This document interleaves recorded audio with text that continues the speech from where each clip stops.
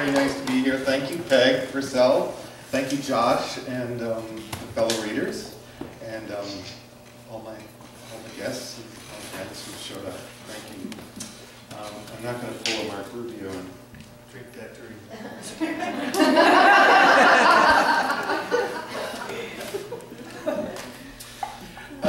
I was going to read from my short story, The Secret Mother, but I prefer it if you kept an eye on the Fabulist where the story will appear. It is a little disturbing story, so if you like it to read that kind of stuff, please read it. You know, if you don't like to read it, you should definitely read it. I wrote it especially for you. Tonight I'm going to read from my novel in progress entitled Traveller's Lodge. The novel draws heavily from the Gothic novel and Victorian ghost stories, but it takes place in modern-day California.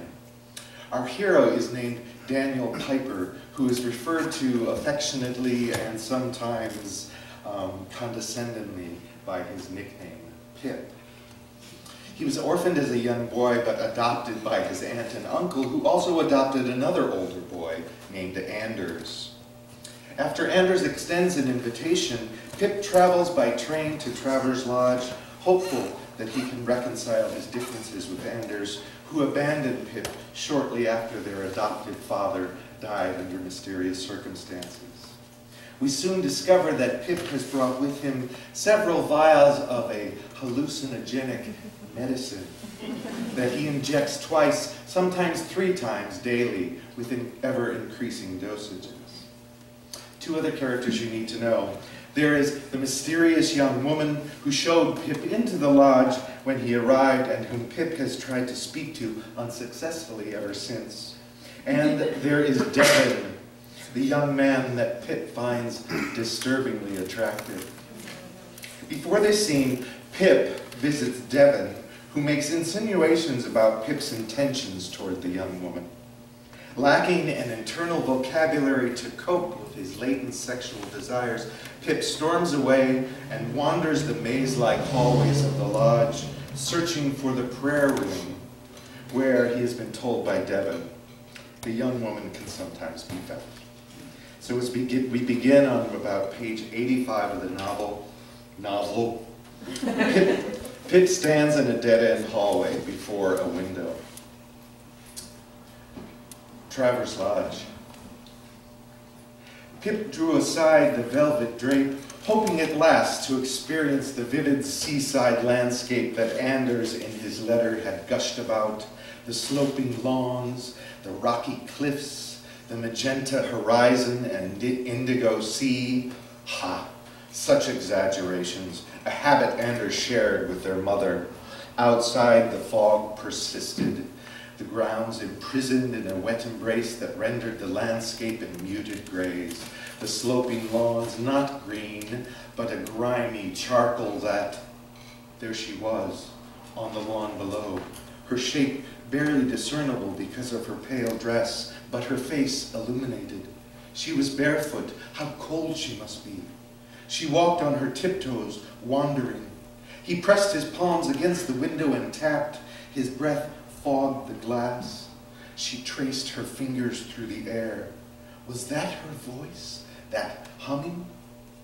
He unwound the latches and raised the window. Icy fingers clutched his lungs. Surely it couldn't be this cold. There would be snow. It was her voice. She hummed a melody, a private meandering that only she could decipher. She spun on one foot, the toes of her free foot tracing a wet circle in the lawn. Miss, miss, please, come inside. Pip's voice seemed muffled by her humming. She disappeared into the fog. He raced down the hallway to the main staircase and rambled down the stairs, jumping over the last 3 steps at each landing. Surely the lodge had a side door where she'd been, but he would never find it, not in this maze.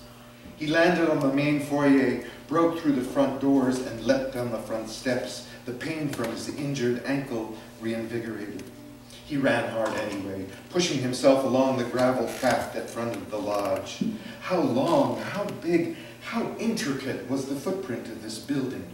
Something had changed.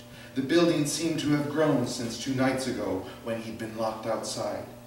He stopped and bent over to catch his breath. He had to get to her. Just as she, 2 nights ago, had plucked him from the night's chill, now it was his turn to take her indoors. This time, he would introduce himself properly, ask her name, ask her to dine with him. Devon would be envious. Pip stifled a grin and broke into an awkward skip. A stitch chiseled into his waist. He rounded the lodge's cornerstone and broke into a ragged run. There, 3 stories up, was the open window that he had seen her from.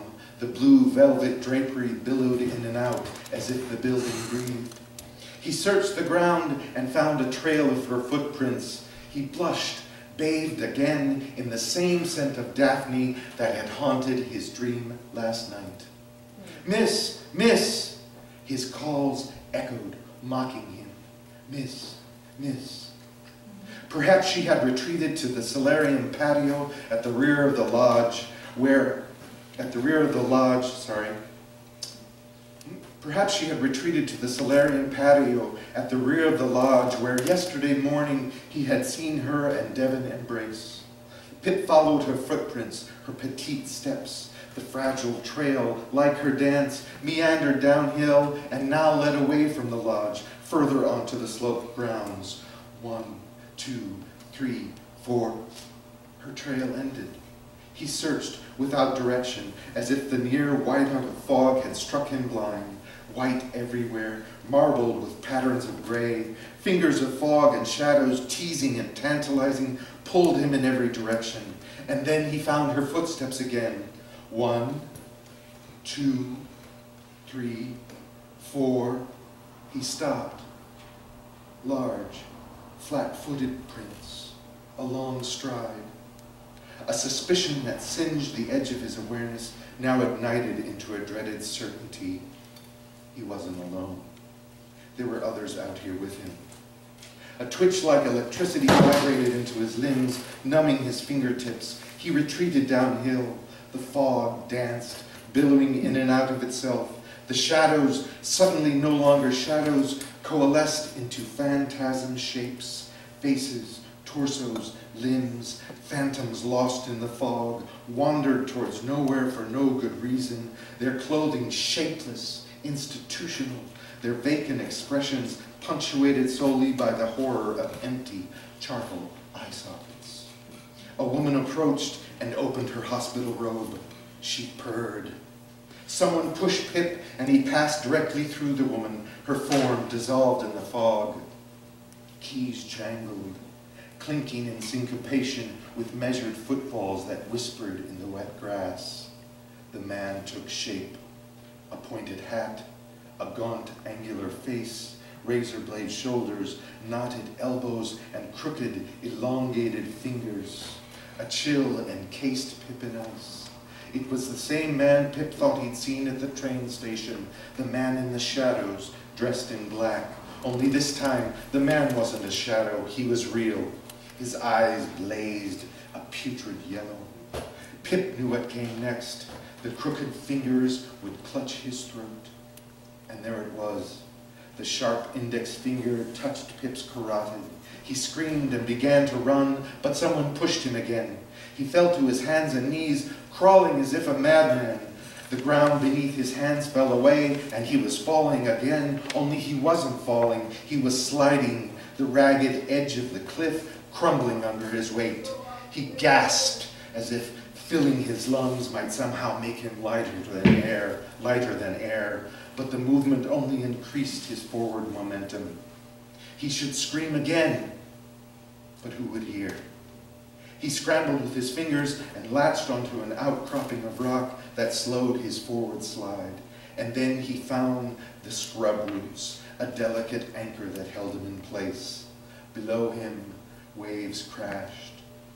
He inched himself back onto solid ground and then rolled uphill. He sat up. A single finger of sunlight blossomed upon the glistening slate of the solarium's patio and traced a path up the lodge's siding. He waited. The fog dissipated. At last, Pip could see the building clearly. Drops of water like diamonds played along the expansive roof and walls.